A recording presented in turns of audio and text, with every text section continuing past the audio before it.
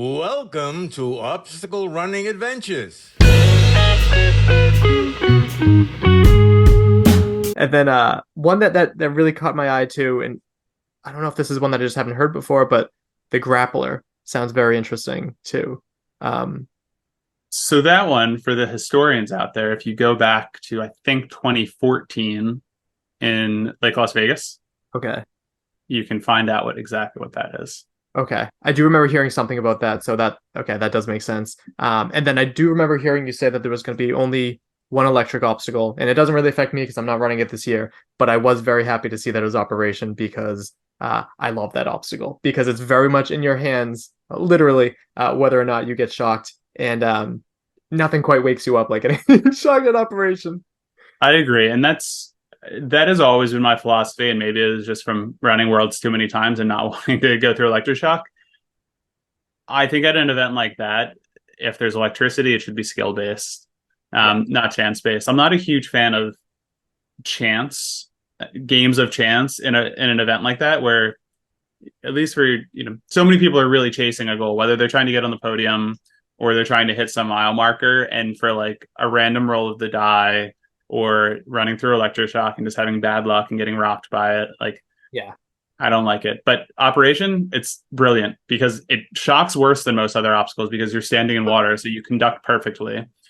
Theoretically, you can still pass the obstacle if you can hold on when you get shocked, because as long as you don't drop the ring, it's fair game. And it is a skill based, and it's great for teams because then I guess I can tease the rules for teams. Anyone that's on the team on course needs to do it together, Okay. which is a great way to watch 2 to 4 people get shocked simultaneously and then yell at each other for whose fault it was.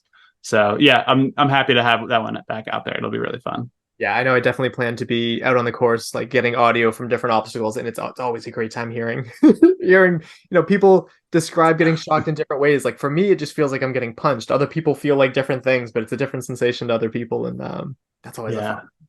Yeah, yeah. I see swinging tips on here, which sounds like a good one. Dublin walls, I always enjoy. Dingleberries pluralized, so that's a thing. Barrel chested, I'm interested to see what that is. I mean, I always love the names to the obstacles too, and I'm looking forward to seeing what they end up being. Melting point. Is there anything you can say about melting point? Because that's a very interesting sounding name. Yes. Um, I won't give it all away, but it is based off of Tipping Point. Okay. Oh, okay, that makes sense. Awesome.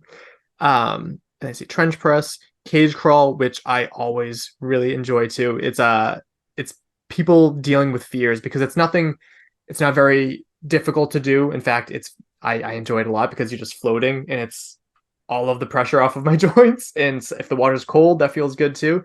But it's very mental too, especially as it gets dark. People that are claustrophobic and just remember, like, if you are panicked, you can push it up a little bit too. And it's always great when you have a good volunteer there, like shouting at people. Yeah, Love seeing that those. one has always fascinated me because it's so subjective. Yes. It's some people's favorite and they find it relaxing. It's Mhm. like a little lazy river. Yeah. And then some people it's the one thing that just mentally, drops them. It's so interesting. I don't know if you've done it since we added the mop heads at Worlds last year. Haven't, no, but I will be honest, I was always in the lazy river camp. And although I think I still am, I was shocked. We came up with that idea last year and it was like, why not? Let's make it a little harder and do something fun. And I was shocked at how effective that was at making it that much worse because it kind of pushes your face under the water. Like it does the things that make you want to panic about cage crawl. If yes. you're just flat on your back and pulling yourself along and you've got space to breathe and all that's fine. But having like wet mop on your face, slightly pushing your head down, starts to incite that panic reaction where like your instinct is to just pop your head up as fast as you can to try to get more air. Yeah. Yeah. So there'll be mops again. I can promise that.